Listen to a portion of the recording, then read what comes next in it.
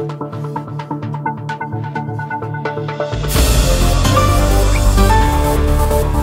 datang di kampus Universitas Trisakti, Fakultas Teknologi Kebumian Energi, Prodi Teknik Pertambangan. Materi ini disampaikan berkaitan dengan program pengabdian masyarakat dengan judul Pengurangan Resiko Berbasis Komunitas, melalui pelatihan dasar manajemen bencana tanah longsor, di Kecamatan Nanggung, Kabupaten Bogor. Terlebih dahulu perkenalkan, nama saya Mas Agus Ahmad Azizi, dosen senior pada Prodi Teknik Pertambangan FTKI Universitas Trisakti sebagai Ketua Pelaksana Program PKM. Saya juga perkenalkan anggota tim pelaksana PKM dari unsur dosen sebagai berikut.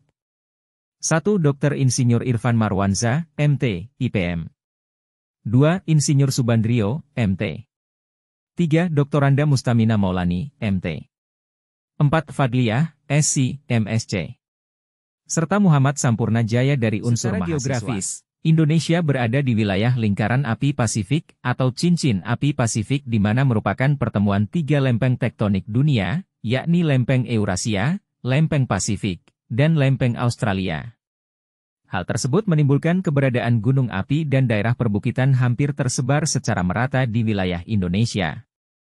Banyak bencana yang sering menerpa negara kita yakni gempa bumi, gunung meletus, tsunami, banjir, dan longsoran lereng. Berdasarkan kuadran risiko bencana dari Badan Nasional Penanggulangan Bencana, atau disingkat BNPB, tanah longsor merupakan kejadian yang paling sering terjadi dan berlangsung tanpa peringatan.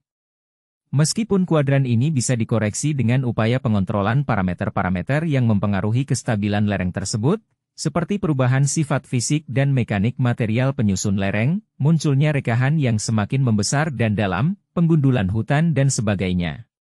Pemantauan lereng rawan longsor perlu dilakukan lebih awal untuk memberikan peringatan dini terhadap potensi bencana yang dapat menimbulkan kematian dan kerugian ekonomi bagi masyarakat serta pemerintah. Adapun tahapan-tahapan dalam pengelolaan bencana tanah longsor sebagai berikut.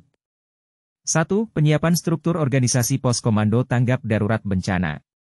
Dalam masa tanggap darurat, pemerintah daerah dan pemerintah pusat akan membentuk pos komando, posko, tanggap darurat, yang bertugas untuk melakukan upaya penanganan darurat. 2. Siaga prabencana tanah longsor. Dengan cara mengurangi keterjalan lereng perbukitan, pemasangan struktur penahan untuk lereng yang lemah, pembuatan terasering pada lereng dengan sistem drainase yang efektif, menghindari pembangunan pemukiman pada daerah rawan longsor, serta melakukan penghijauan pada lereng dengan tanaman yang dapat menyerap air dan mengikat tanah. 3. Siaga bencana tanah longsor. Bencana longsor biasanya terjadi begitu cepat sehingga menyebabkan terbatasnya waktu untuk melakukan evakuasi mandiri. Material longsor menimbun apa saja yang berada di jalur longsoran. Warga masyarakat yang tinggal pada jalur lereng harus mewaspadai bila terjadi curah hujan yang cukup tinggi yang menjadi pemicu terjadinya longsoran. 4. Tanggap, tangkas dan tangguh. Melakukan pemadatan tanah, pembuatan tanggul penahan, penutupan rekahan, lakukan relokasi dan rebosasi untuk lereng yang rawan, serta waspada terhadap penggundulan hutan di lereng perbukitan. 5. Siaga pasca bencana tanah longsor. Hindari wilayah longsor karena kondisi tanah yang labil dan antisipasi longsor susulan bila hujan turun kembali setelah longsor terjadi. Demikianlah materi ringkas yang dapat kami sampaikan. Semoga bermanfaat bagi yang menonton video ini. Terima kasih kami sampaikan kepada pimpinan universitas, fakultas dan prodi yang mendukung pelaksanaan program PKM ini.